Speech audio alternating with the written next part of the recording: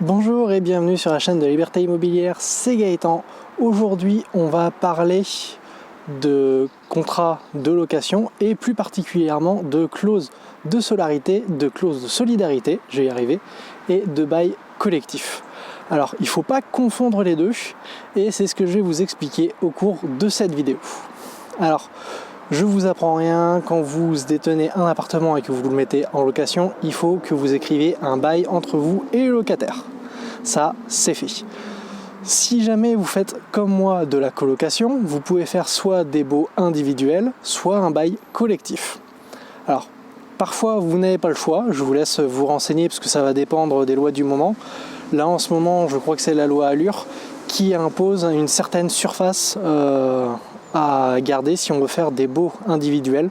Si on n'a pas la surface qui correspond donc à cette loi-là, il faut faire obligatoirement un bail collectif. Donc je vous laisserai vous renseigner, ça se trouve assez facilement sur internet, regardez juste bien les dates en fonction de quand vous regardez la vidéo.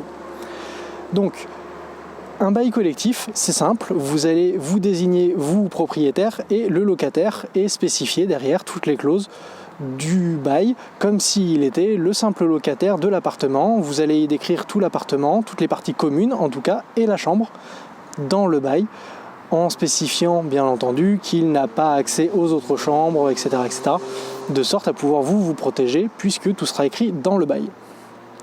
Derrière, au moment où vous aurez à faire un changement locataire, vous mettrez fin au bail avec un état des lieux, signature d'état des lieux, et derrière vous pourrez faire un nouveau bail avec une nouvelle personne et recommencer.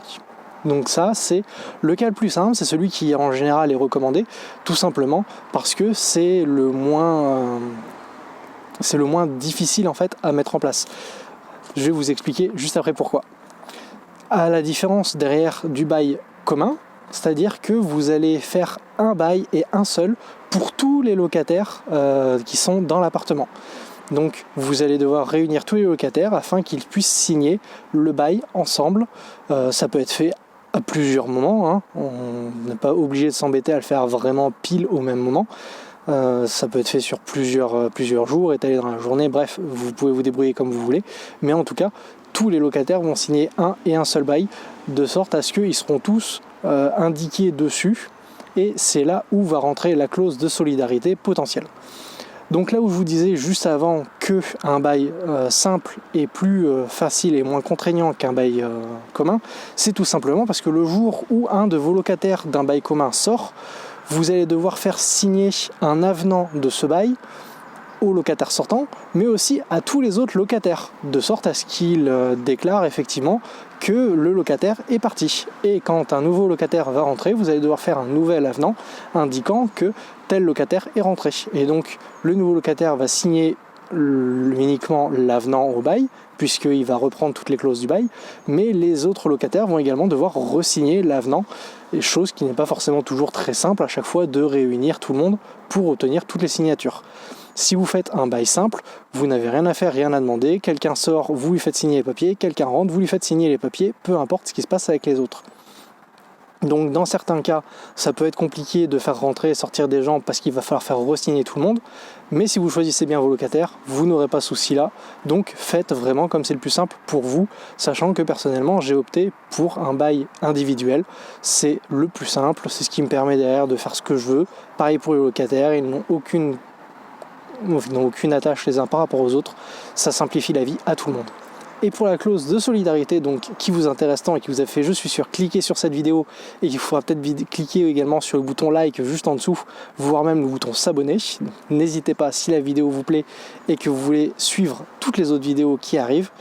Donc la clause de solidarité, c'est tout simplement une clause que vous allez écrire dans un bail commun qui va rendre solidaires tous les locataires. C'est-à-dire qu'au moment de devoir payer le loyer, vous allez pouvoir demander le loyer total à une seule et même personne, et c'est cette personne qui devra vous payer. Après, les locataires devront se débrouiller entre eux.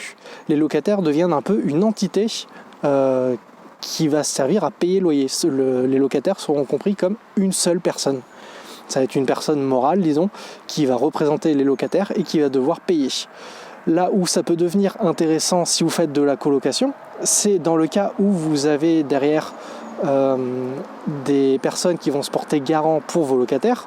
Si jamais un locataire ne paye pas, plutôt que dans le cas d'un bail individuel, vous ne pourrez demander qu'à un seul garant, donc le garant de la personne. Dans le cas d'un bail commun avec clause de solidarité, vous allez déjà pouvoir demander aux autres locataires de payer à sa place, et en plus vous allez pouvoir demander à la personne qui se porte garant de la personne qui n'a pas payé, mais en plus aux personnes qui se portent garant des autres locataires de votre appartement. Donc pour le propriétaire, c'est vraiment une sécurité énorme du fait de pouvoir répartir en fait le loyer en cas de problème sur beaucoup plus de personnes que ce qu'il ne pourrait en temps normal.